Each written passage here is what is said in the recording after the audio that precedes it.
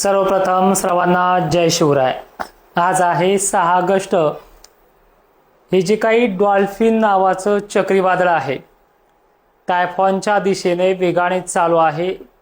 24 तासात किंवा 36 तासात ते लँडफॉल सुद्धा होईल। पण यामुळे पुढे चालून महाराष्ट्रात पाऊस होणार नाही किंवा पाऊस कमी राहील अशा बातम्या महाराष्ट्रात प्रसार होता आणि तेच बातमी पाहून शेतकरी माझ्या सुद्धा कमेंटमध्ये मला विचारतात की यावरती एक व्हिडिओ बनवा। तर व्हिडिओ शेवटपर्यंत पहा, नक्कीच कान उघडतील। आणि हे जे काही डॉल्फिन आहे त्यानंतर हे मियांग नावाचं एक चक्रीवादळ आहे जे छोटं आहे, हे पूर्ण बनलंय आणि पूर्ण वेगानं पॅसिफिक महासागरात सर्वात मोठं असणारे हे डॉल्फिन आहे। आणि ह्या डॉल्फिन सायक्लोनचा परिणाम सध्या तरी महाराष्ट्रावरती किंवा भारतावरती गंभीर असा नाहीये, मोठा असा नाहीये। मग आता सध्या जी उघाड मिळते, उघडीप आहे, काही ठिकाणी तो चालूच आहे पाऊस, पण याचा काहीही फरक महाराष्ट्रावरती नाहीये। आणि या चक्रीवादळामुळे पूर्ण बाष्प घेऊन चाललंय किंवा अरबी समुद्रातलं बाष्प जाते किंवा बंगालच्या उपसागरात जाते किंवा त्यांनी अडवलंय अशातला सुद्धा प्रकार नाही। कारणही सायंटिफिकली सांगतोय, त्याचं कारण असं आहे, सध्या सुपर अल्निनो जो आहे तो प्रशांत महासागरामध्ये चांगला सक्रिय झालाय। जे ट्रेंड विंड असतात, जे वारे, व्यापारी वारे जे आशिया खंडाकडे बाष्प घेऊन येत आहेत ते पहिल्यापासूनच कमकुवत आहेत आणि जे बनत आहेत ते ह्या सायक्लोनिक सिस्टमकडे खेचले जातात, हे तुम्हाला इथे दिसतंय। ठीक आहे। आणि आपल्या भारताला जे पाऊस आतापर्यंत झालाय आणि मान्सूनचे कमकुवत वारे असताना सुद्धा जे बाष्प मिळत गेलंय यावरती गंभीर असा परिणाम याचा झालाच नाहीये। हा 10%, 10%, 15%, 20% हा दिसतोय आहे सुद्धा, पण सध्या महाराष्ट्राला उघडीपची गरज होती, ती उघडीपची गरज मिळालेली होती आणि मात्र या डॉल्फिनचा काही इथे परिणाम नाहीये। आणि आपल्याला सध्या जो बाष्प पुरवठा होते हिंदी महासागराकडनं अरबी समुद्रात आणि अरबी समुद्राकडनं भारताच्या अनेक भागांमध्ये, ज्यामध्ये महाराष्ट्राचा आपण अंदाज येतो, त्या महाराष्ट्रात सुद्धा तो वातावरण सक्रिय आहे। सध्या भाग बदलत पद्धतीनं महाराष्ट्रामध्ये पाऊस चालू आहे। तुरळक ठिकाणी, मोजक्या ठिकाणी 20%, 25% भागांना, तर काहींना पिच्छाच सोडला नाही असे 10-5% भाग आहेत। नांदेड असेल, बुलढाणा जिल्ह्यातही आहे, काही भोकरदनमध्ये आहे, काही आणखीन खाली आहेत। विदर्भ असतील, गडचिरोली, चंद्रपूर, गोंदिया, भंडारा। बट ठीक आहे, डॉल्फिनचं अजूनही सांगायचं म्हटलं तर डॉल्फिन्स 2 ते 3 दिवसात तिथे संपणार आहे पूर्ण क्षमतेने। उलट त्या 12-13 तारखेला भारतामधल्या महाराष्ट्राच्या पश्चिमी भागांचा आणि उत्तर भागाचा पावसाचा उलट जोर वाढणार आहे। जी भीती घातवली जाते ती भीती नाहीच। आणि एक जण तर म्हणे कमेंटमध्ये की डॉल्फिन चक्रीवादळामुळे महाराष्ट्रातला पाऊस पुढे येणार नाहीये आणि त्यामुळे सरांनी व्हिडिओ दिला नाही। रोज व्हिडिओ असतात माझे सकाळ संध्याकाळ। मी कुठल्या सिस्टीमला, कुठल्याही गोष्टीला मागे सरकणारा माणूस नाहीये। असेल काही तर छाती ठोकपणे सांगेल खरंच पाऊस कमी आहे, आणि नसेल तर येणार असेल तर येणारच म्हणतो। अनेक लोकांनी चॅलेंज देऊन पाहिलं सुद्धा। उलट ह्या डॉल्फिनच्या वातावरणामुळे महाराष्ट्रात पाऊस वाढणार आहे। भले मी तुम्हाला 17-18 तारीख दिली होती, 13, 14, 15च्या दरम्यानच इथे पूर्व विदर्भापासून खानदेशपर्यंत आणि खानदेशपासून मराठवाड्यापर्यंत पावसाचा जोर हा 13-14लाच वाढणार आहे। आणि याच टायमिंग पासून पुढे पाऊस कमी सांगितला जातोय। तुम्ही तारीख तर येऊ द्या ना, 15-16 तारखेला एकही थेंब महाराष्ट्रात पडणार नव्हता असं एक नादी लागला होता, तोही शांत झालाय।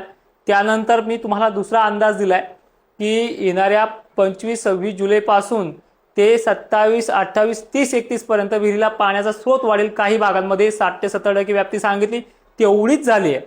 आणि 20% भागांना तो येणाऱ्या ऑगस्ट शेवटी घेईल, तो घेताना देखील पाहतोय आपण, आणि येणारी तारीख पुढे आहेच। पण कुठल्याही सिस्टमला घाबरून, शेतकऱ्यांनी घाबरून जाऊ नये। जसं सुपर अल्निनोचा बोभाटा झाला होता मागच्या वेळेला, तशा प्रकारे हे काही ना काहीतरी कुरापती चालू आहेत, या पलीकडे मोठं नाहीये। मी तुम्हाला अजूनही अंदाजात सांगतोय की 13-14ला छत्रपती संभाजीनगरसह विदर्भातल्या सर्व जिल्ह्यांमध्ये, खानदेशात अनेक ठिकाणी 13-14 पासून पुढे पाऊस सुरू होणार आहे। आणि 15 ते 20 दरम्यान दक्षिण महाराष्ट्रात, मराठवाड्यात सुद्धा पाऊस होणार आहे।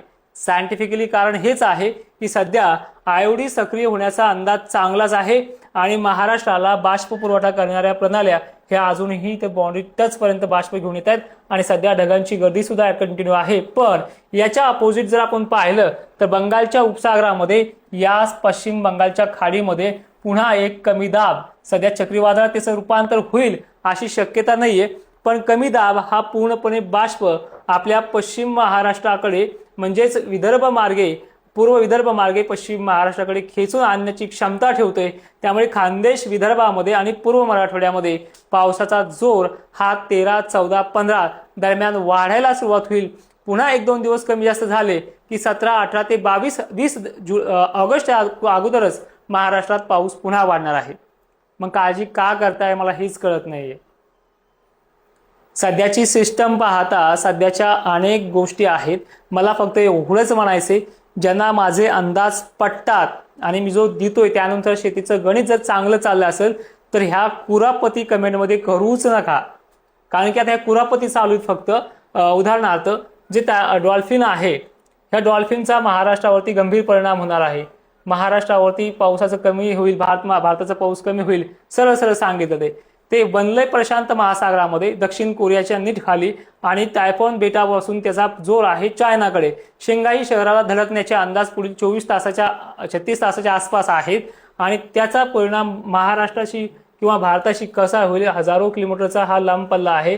भलेही तो बाष्प खिचून घेत नाही तरीही त्याच बाष्पामुळे महाराष्ट्रात उलट पाऊस वाढणार आहे. हे माझ्या प्रेडिक्शनचा एक भाग आहे. बाकी ज्यांना जे बोलायचे, ज्यांना जे सांगायचे ते सांगत राहतील. फक्त हे जे काय आतापर्यंत मी बोललोय हे माझ्यावरती विश्वास ठेवणाऱ्या शेतकऱ्यांसाठी आहे. तुम्ही फक्त काय करा की ज्यावेळेस तुमचे पिकं सुकू लागतील, ज्यावेळेस तुमच्या पिकांना अधिक गरज आहे त्यावेळेस तुम्ही फक्त एक लक्षात ठेवा, त्या 8 जुलैच्या बकाडीपासून ते 15-16 पर्यंत महाराष्ट्रात कुठलंच टायफॉन असेल, डॉल्फिनच्या भागात डॉल्फिन सायक्लोन असेल असं कुठलं सिस्टम हे बनलेलं नव्हतं. तरी सुद्धा महाराष्ट्रामध्ये 22 जुलैपर्यंत वारे कोरडे राहतील असा देखील अंदाज आलेला असताना सुद्धा जो अंदाज दिला तो तंतोतंत खरा ठरलाय. आणि आता पुन्हा मागे तुम्हाला सांगितलं दिलेल्या तारखेलाच महाराष्ट्रामध्ये पाऊस होणार आहे. काळजी करू नका. जाता जाता शेवटच्या मिनिटामध्ये एवढं सांगेल की खानदेश, विदर्भ आणि मराठवाड्यामध्ये 14, 15, 16 दरम्यान चांगला जोर वाढणार आहे आणि तो दिलेल्या तारखेपर्यंत या दक्षिण महाराष्ट्रामध्ये 18 ते 19 पर्यंत काही वाढ होत जाईल. आणि यांच्या भागात सांगितले की सध्या जे तुमच्या भागात पाऊस पडतात हे पिकांपुरते आहेत दक्षिण महाराष्ट्र विशेष. तर या पलीकडे जाऊन सांगतोय की 1 सप्टेंबर 2 सप्टेंबरची सुरुवात होईपर्यंत तुमच्या विहिरीमध्ये पाण्याची वाढ झाल्याशिवाय राहणार नाही. अशा अजूनही प्रणाल्या आहेत. IOD सक्रिय होताना पाहतोय आपण आणि तो सक्रिय झाला की ह्या पुढच्या देखील प्रणालीला चांगलाच परिणाम होऊन पाऊस पुन्हा वाढणार आहे. तर लक्षात ठेवा 13-14 पासून पुढे पाऊस वाढणार आहे. 14ला तर चक्क विदर्भ, खानदेश आणि मराठवाड्यामध्ये जोर वाढेल आणि त्यानंतर 17-18 पासून पुढे 18-19ला ह्या दक्षिण महाराष्ट्रात जोर वाढेल. एवढंच बोलेन. जय शिवराय. धन्यवाद.